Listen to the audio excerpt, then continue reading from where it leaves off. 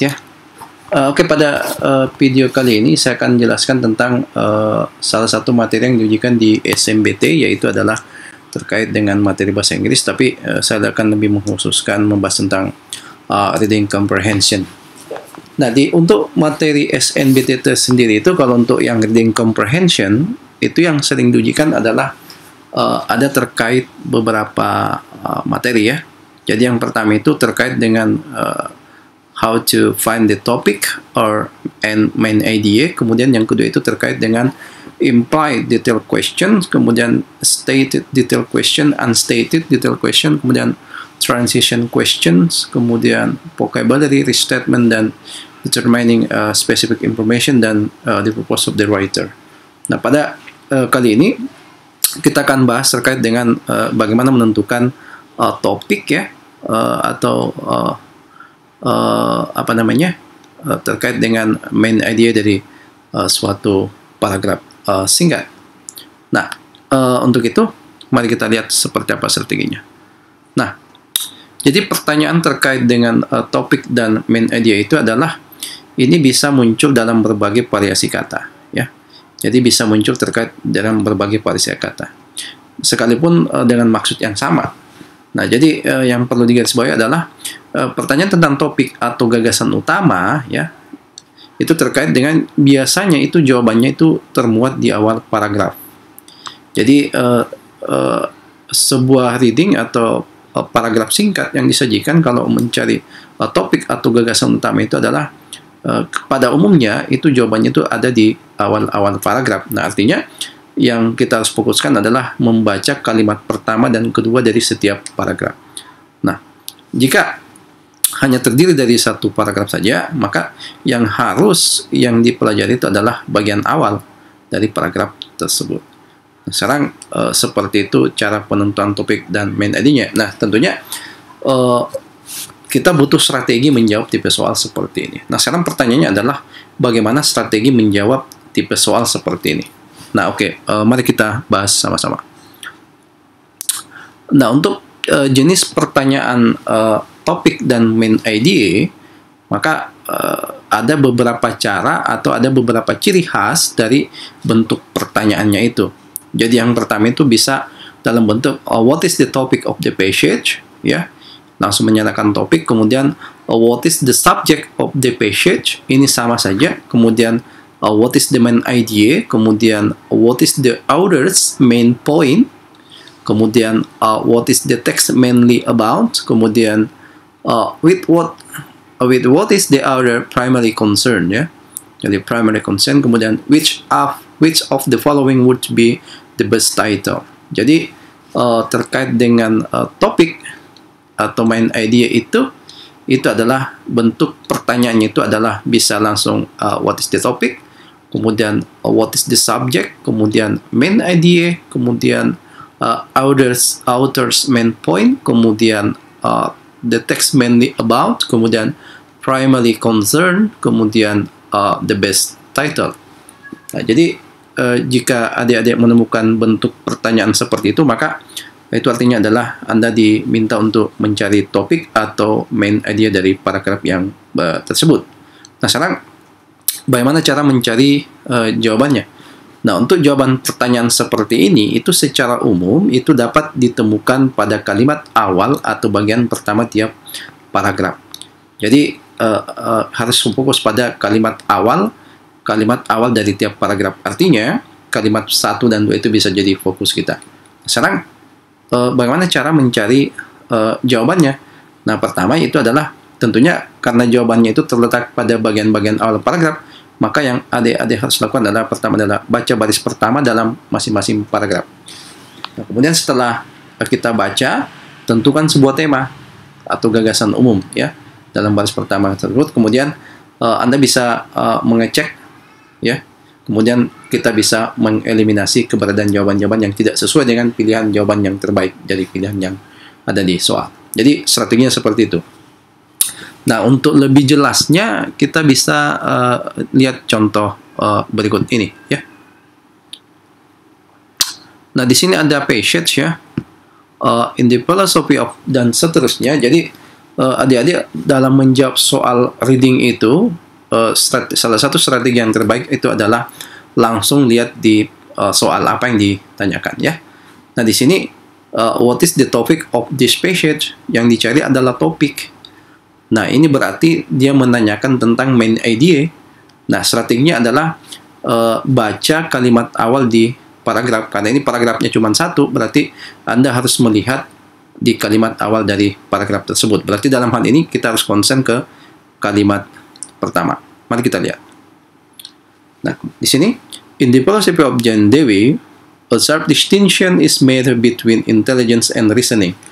Nah, dari sini, dari kalimat pertama ini, kita bisa menentukan temanya bahwa ini terkait dengan distinction, a sharp distinction, ya. A sharp distinction between apa? Between intelligence dan reasoning. Berarti kata kunci dari kalimat pertama itu adalah terkait dengan intelligence dan reasoning. Nah, artinya di jawaban itu harus memuat kata kunci yang terkait dengan kata kunci ini. Jadi kata kunci intelligence dan reasoning itu setidak-tidaknya itu at least must include in the option. Let's check it out, the option. Bagian A itu, the intelligence of John Dewey, ini salah ya, karena tidak memuat kata intelligence maupun reasoning. Berarti ini salah, yang ada cuma intelligence saja.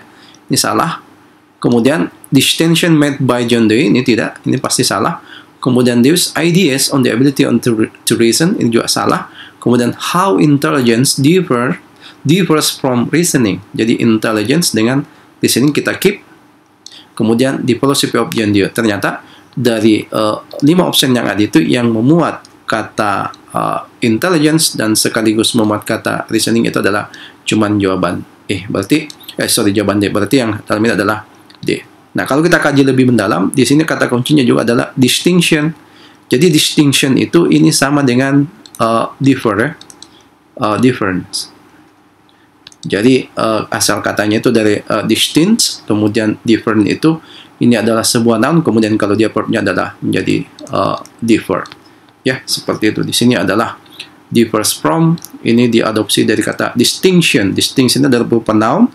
Kalau dalam kata verb itu ada distinct, berbeda. Oke? Kita lanjut soal berikut. Nah, di sini kita langsung ke soal ya. Jadi di sini adalah what is the text mainly about? Ya, jadi the text mainly about ini tidak lain adalah merupakan penanda bahwa ini menanyakan tentang topik or main idea. Nah, strateginya tadi itu adalah kita harus fokus kepada awal-awal paragraf. Berarti kita harus fokus kepada kalimat pertamanya saja. Nah, kita lihat kalimat pertanyaan pada paragraf ini. For the first time in its 41 years of history, blah blah blah, Istiqlal Grand Mosque in Central Jakarta undergoes a major overhaul. Berarti kita harus perhatikan dari sini. Berarti kalau kita lihat di kalimat pertama ini adalah ini terkait dengan ada kata Istiqlal Grand Mosque, kemudian ada istilah major overhaul. Berarti artinya di jawaban itu harus mengandung kata Istiqlal Grand Mosque. Nah, sekarang kita lihat yang bagian A. The largest mosque in Southeast Asia. Ini tidak membahas tentang luas atau bagaimana Istiqlal Grand Mosque itu terkait dengan luas. Nah, ini tidak, ini pasti salah ya. Kemudian yang kedua, the construction of an underground tunnel. Ini juga tidak membahas tentang underground tunnel, tetapi dia membahas tentang overhaul dan Istiqlal Grand Mosque. Berarti ini pasti salah ya. Kemudian the major renovation of Istiqlal Grand Mosque. Ini kita simpan karena dia ada kata Grand Mosque, kemudian ada kata major, ya, ada kata major. Berarti kita keep. Ini kemungkinan bisa benar ya. The amphitheater of a new green space of Istiqlal Grand Mosque. Istiqlal Grand Mosque itu ada, tetapi di kalimat ini tidak menyinggung tentang amphitheater and new green. Berarti ini pasti salah, ya, pasti salah. Kemudian the history of Istiqlal Grand Mosque. The history kali ini tidak membahas tentang sejarah dari Istiqlal, berarti salah. Berarti jawaban yang betul adalah C. Nah, sebenarnya kalau kita bisa restate atau mencari persamaan dari kata overhaul. Overhaul itu tidak lain adalah sama maknanya dengan renovation ya, renovation. Jadi renovation. Ternyata di sini kan dia menyatakan major overhaul, tapi di sini dia rubah jadi dia paraphrase atau restate menjadi major renovation. Berarti yang betul adalah C. Oke, kita lanjut nomor berikutnya. Oke, jadi kita langsung ke bentuk pertanyaannya ya. What does the passage mainly discuss? Jadi ini sama saja mencari tentang topik atau main idea. Nah, kuncinya perhatikan kalimat-kalimat awal dari paragraf ini ya. Nah, berarti kita harus fokus pada kalimat pertama. Ya, kalimat pertama. Kemudian kita tentukan ini kalimat pertama dia membahas tentang apa. Nah, di sini due the thin film of water that has condensed on the surface of objects near the ground forms when radiational cooling of these objects during the nighttime hours also cools the shallow layer of overlying air in contact with them. Berarti di sini kata kuncinya ada membahas tentang dew atau embun. Kemudian dia membahas tentang pembentukannya, forms when radiational cooling. Berarti ini dia menjelaskan tentang bagaimana proses pembentukan dari dew itu sendiri atau embun itu sendiri. Berarti di optionnya itu harus memuat kata kunci dew dan harus ada kata yang bersinggungan dengan kata forms ya. Ini menyatakan tentang prosesnya atau proses terbentuk dari dew itu sendiri. Nah, sekarang kita lihat yang bagian A. The condensation of water vapor, ini pasti salah, tidak membahas tentang kondensasi ya. Kemudian the impact of humidity on dew formation. Dew formation ada, tetapi dia tidak menjelaskan tentang proses atau bagaimana dew itu dibentuk. Berarti ini salah. Kemudian kedua itu ada bagian C. How dew is formed. Di sini ada kata dew, ada form, kita keep dulu. Kemudian bagian D itu where the dew is formed. Ini tidak menjelaskan tentang tempat ya, tidak disinggung tempat di mana bentuk masih salah ya. Kemudian the impact of strong winds on dew formation. Di sini ada kata dew formation tetapi tidak menjelaskan tentang bagaimana dew itu terbentuk. Berarti ini salah ya. Berarti jawaban yang betul adalah how dew is formed. Caranya adalah the radiational cooling of this dan seterusnya. Seperti itu.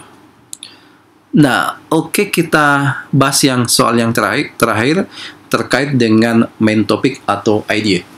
Nah, langsung ke soalnya saja. Which of the following would be the best title? The best title. Berarti ini terkait dengan main idea atau topik. Caranya itu adalah kalau dia terdiri dari beberapa paragraf, maka baca kalimat awal tiap paragraf. Berarti ini ada dua paragraf. Berarti kita harus fokus kepada kalimat-kalimat awal.